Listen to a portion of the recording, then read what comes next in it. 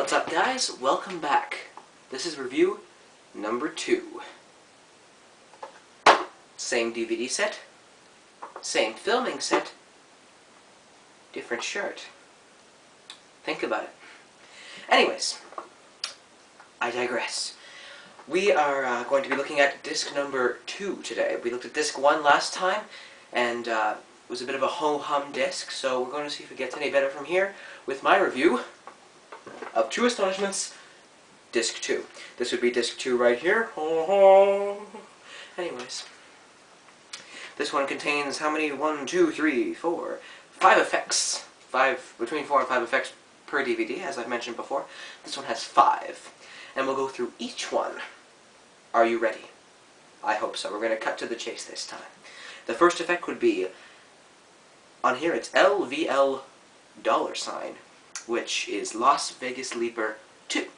If you're familiar with the original Las Vegas Leaper, it's sort of a cards across effect in which a spectator is given 10 cards. He or she counts the cards, him or herself, and makes sure there are 10. The magician doesn't touch these cards again.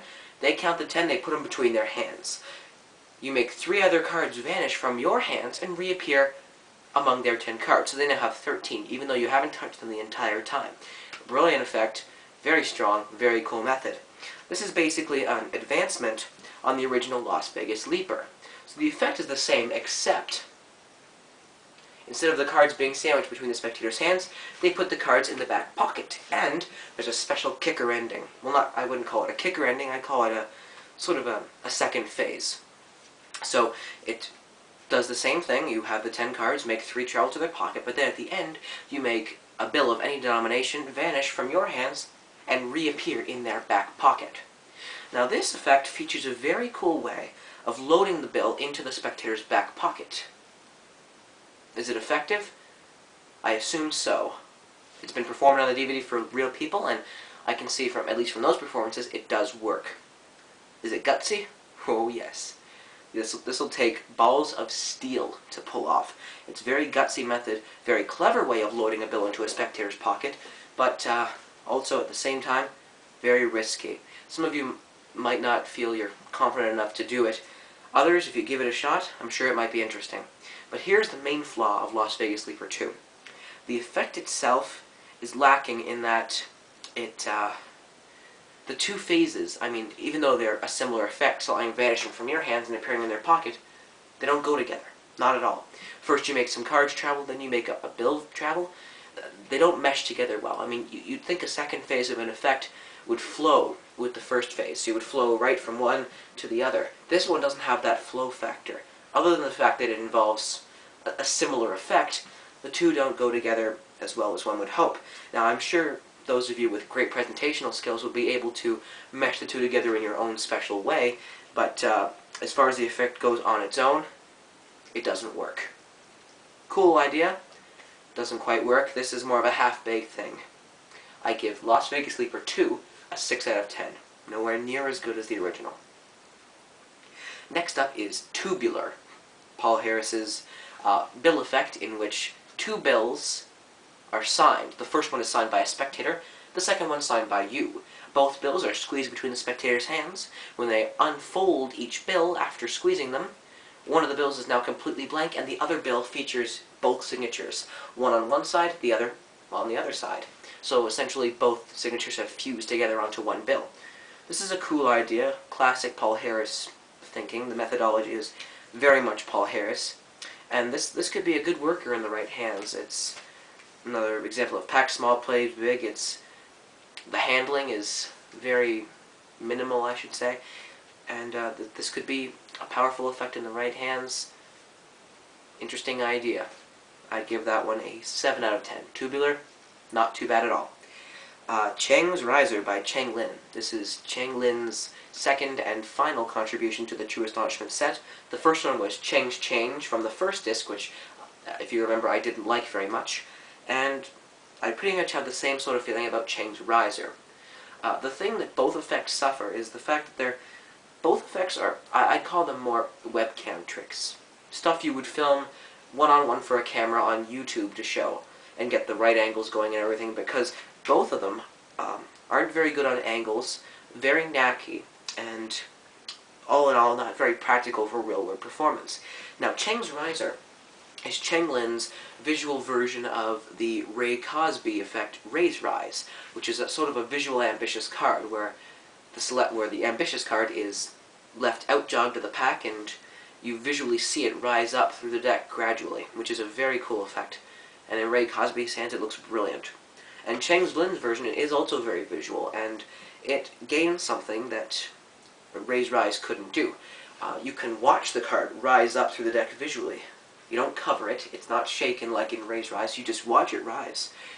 But with that, you get another huge flaw.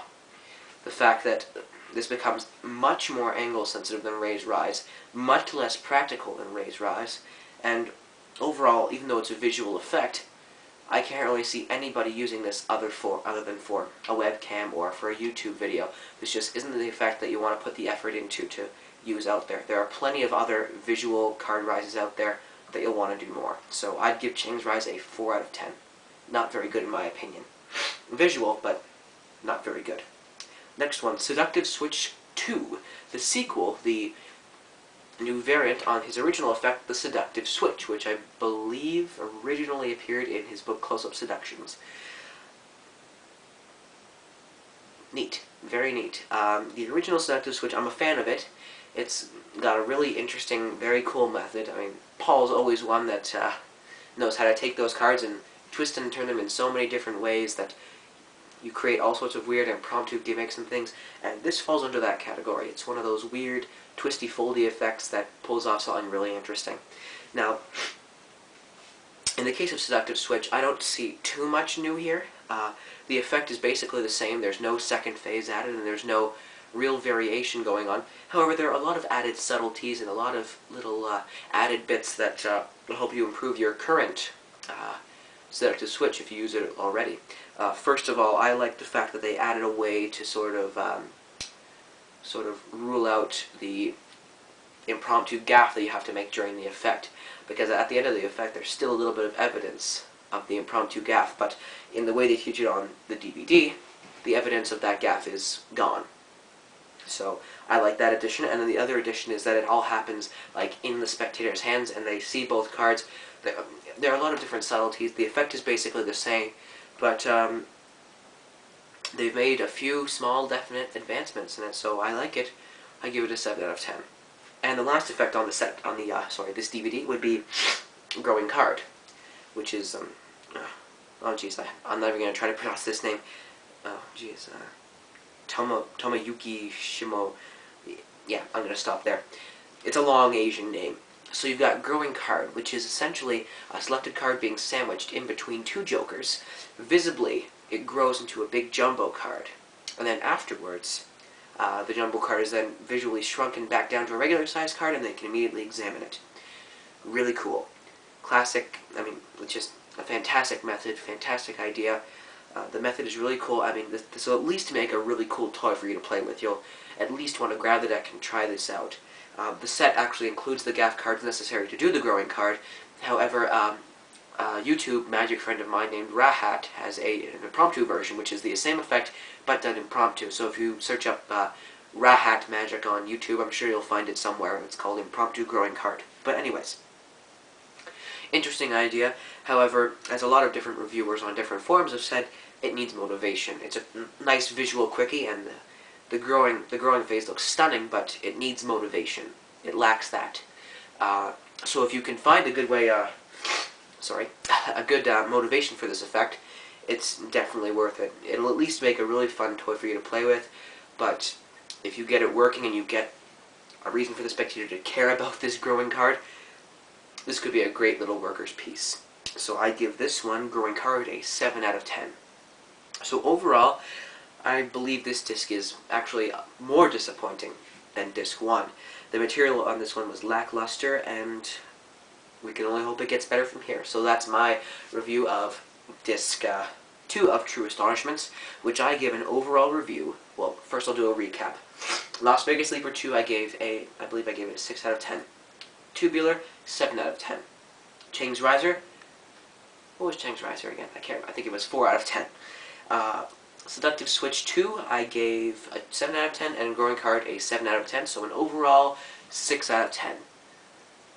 As you can see, even worse than the first disc, but we'll see if it gets better. Tune in for the next one, disc 3, and we'll see if anything improves from there. Thanks for watching again, guys. See ya.